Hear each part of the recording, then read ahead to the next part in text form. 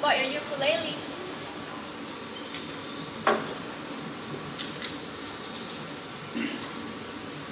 I'm sorry I didn't stay till the end of your funeral. That guy Hal, he just went on and on about who knows what, so I left.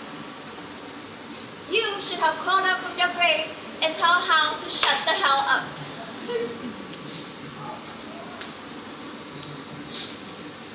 You're not supposed to be this quiet.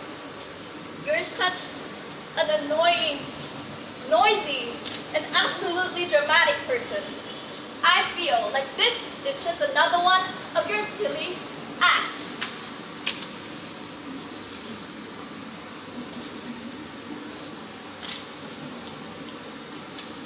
Were you excited to die? Yep. People are usually in hospice for only a few months, and somehow you survived 2 years. I wonder why you would die right now. I'm happy you weren't in any pain, but you held out for so long and then you chose the worst timing to pass away. I was excited to write again. You were excited to perform again, so why now, Pablo?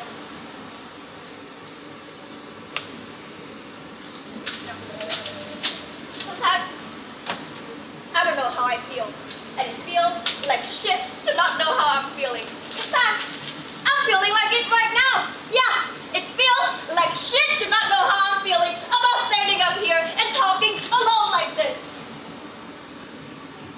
And how does it feel now that you're 6 feet under the ground and I have to deal with this all alone? It was my one shot to prove my parents wrong, and I missed it! How fucking shitty is this? I'm so fucking mad! Could you just at least struggle a little? Okay, that was horrible. I'm sorry. I didn't mean it. I just thought that if you did, at least I know that you were thinking of our show.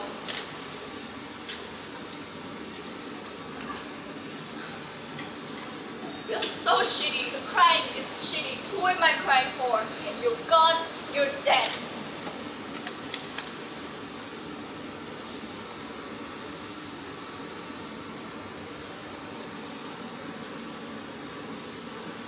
I didn't cry at my sister's funeral.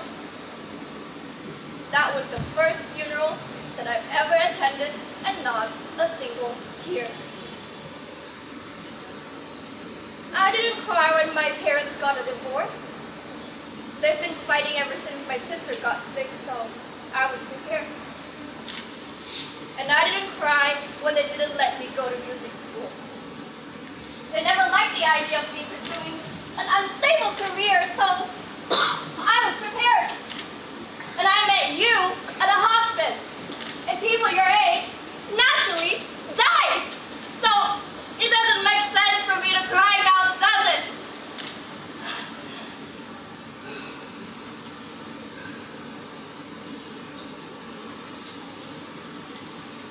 Can I tell you a secret?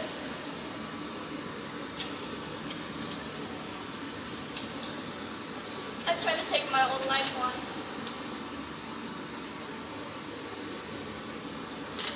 It was scary. The whole trip to the hospital. And the way my mom just passed out right in front of my eyes. That was scary.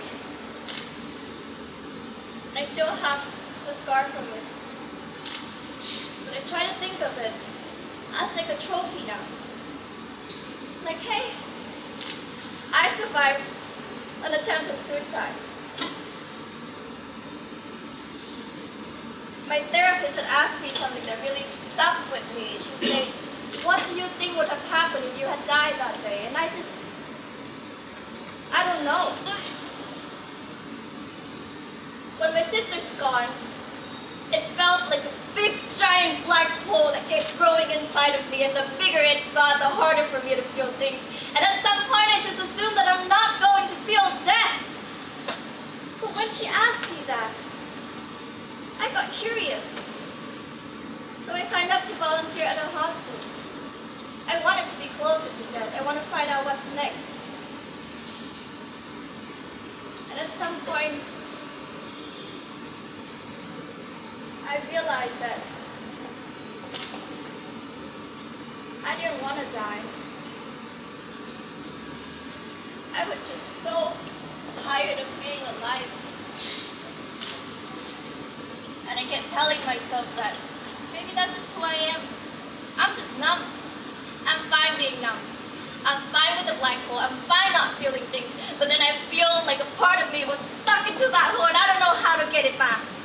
But maybe that's because I'm not meant to be a musician. Because I've seen countless artists, performers, actors, musicians who suffer and then turn their suffering into art, but that has never once happened to me. I could never write music without knowing who or what it's supposed to be for. But what did happen was that I met you. And you were fucking brilliant. You write your own show. You direct them yourself. You were your own makeup artist, stylist, hairdresser. Hello. You were a drag queen in the 60s. How freaking cool was that? I bet most people didn't even understand what a homosexual even meant, let alone comprehending a full-grown man putting on wigs, fake lashes, high heels, feathers, and all that sparkling jazz. How did you have the courage to be yourself so loudly and so boldly? Because I'm so scared. I'm so scared of not being brilliant. And more than that, I'm scared of being brilliant and then misunderstood. What if I die tomorrow and all people would think about are the unfortunate things that have happened to me? That's not who I am. That's not what you're going to remember about me. That's not going to be what I remember about you.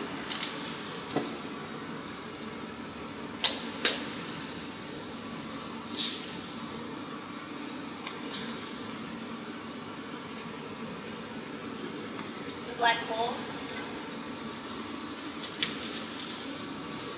Much smaller now. Because I can feel things. And I don't think I've ever known how painful losing someone is.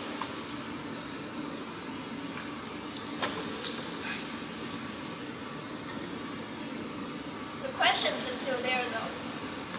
Although the wondering doesn't feel so suffocating anymore. But why do people die?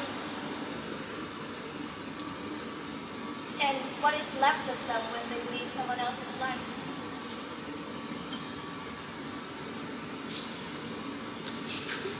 Well,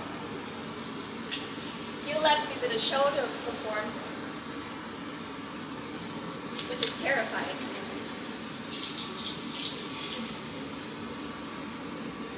But that does sound like something you'd be happy about. Is that why you left so peacefully?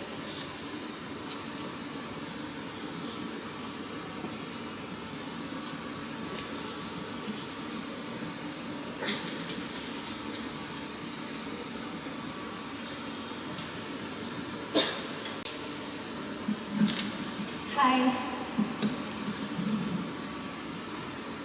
Good evening. Thank you for being here for Paolo tonight. This is a little something that I wrote for him. I thought that I wanted to be an artist because of my inability to be happy doing anything else. But Paolo has taught me that maybe it was because of my ability to be really happy being an artist. If you can hear this somehow, Paolo, I want you to know that you make people love living. Thank you for having lived.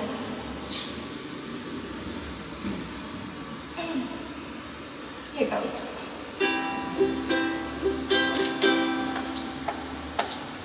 Take a look around, and you find that nobody else see the world the way you do.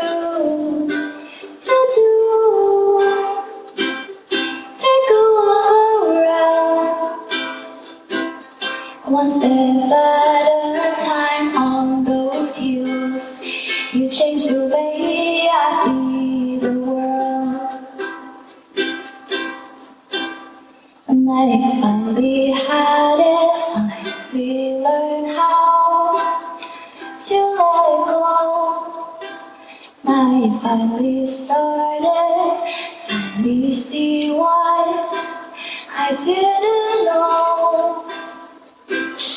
With you by my side, I know that I will be alright. One step at a time, one song at a time. I changed the